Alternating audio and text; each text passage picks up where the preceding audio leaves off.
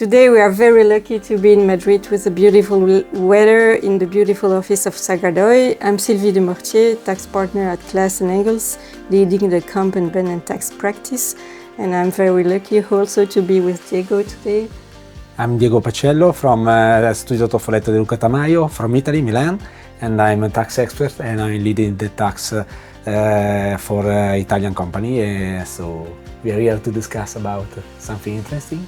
Yes, about how the countries are responding to the war for talent to attract expat through the expat regimes. And Diego, I know that in Italy, in your country, there is a very specific and very advantageous tax regime for expats.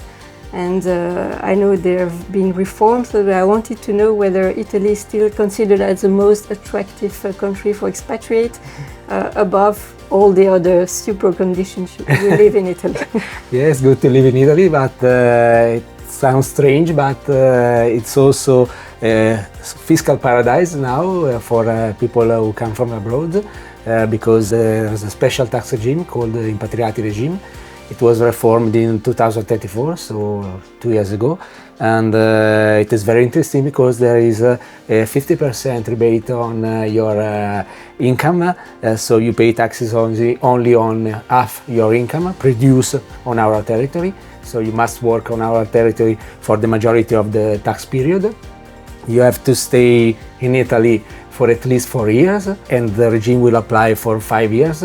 For 5 tax periods to be precise, starting the one in which you transfer your tax resident in Italy. So one of the conditions you have to meet is that you must be tax resident in Italy. Which is not the case for Belgium. We also have a special tax regime that is in place since 2022. And actually it allows employers to pay, it used to be 30, now it's 35, but it used to pay a 35 tax-free and social security allowance on top of a gross salary. We have a minimum threshold remuneration of 70,000 euro per year. It has also been decreased recently since 25 without any tax cap now. So actually Belgium is giving a strong signal because we have a lower remuneration entry threshold, we have a higher exemption and we have no cap. That's really a signal to improve Belgium competitiveness, and this regime can last 8 years, so more than you. And it's also allowed for researchers, and for researchers there is no minimum remuneration threshold, at least for the purpose of the regime. In Italy we have no minimum remuneration, but we have a cap. This was introduced in 2024 because before it was limitless.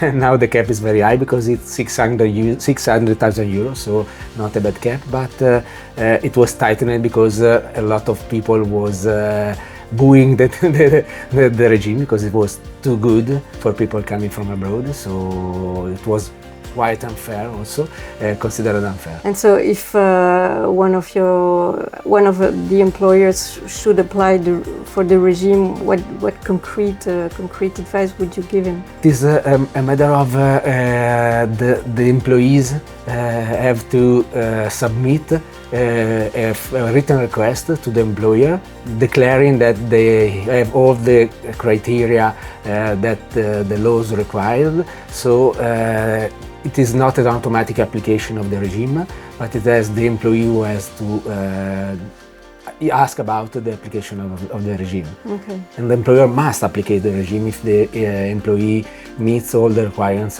of the law. In Belgium it's the same. We also have to file a special request to apply for the regime within a strict 3 months deadline. Employers must be very careful to properly construct the contract because this expat allowance should really be paid on top of the gross salary, and it must be so structured in the employment contract.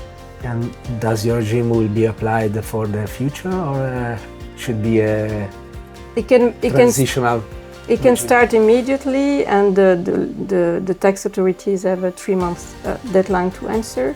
And what about the future? Will be your regime Yeah, confirm? well, yes, I hope so, because it must be really a talent attraction tool. The only thing for the moment is that the regime was reformed and improved by the tax authorities as from 25, and the social securities in Belgium have not yet aligned to the tax reform. So now we have a two-speed system, the tax authorities that apply the new rules and the social security that stick to the old rules. So it's never a perfect signal for employers and investors if the regime becomes too difficult or too uncertain. But we hope that they will be aligned this year. We are the patriot of our uncertainties. With our tax authorities always challenging what we are doing, what we done. So it's not easy also for us to have this kind of a misinterpretation of the law, or of not constant interpretation of the law. Okay, thank you very much, Diego. Thank you.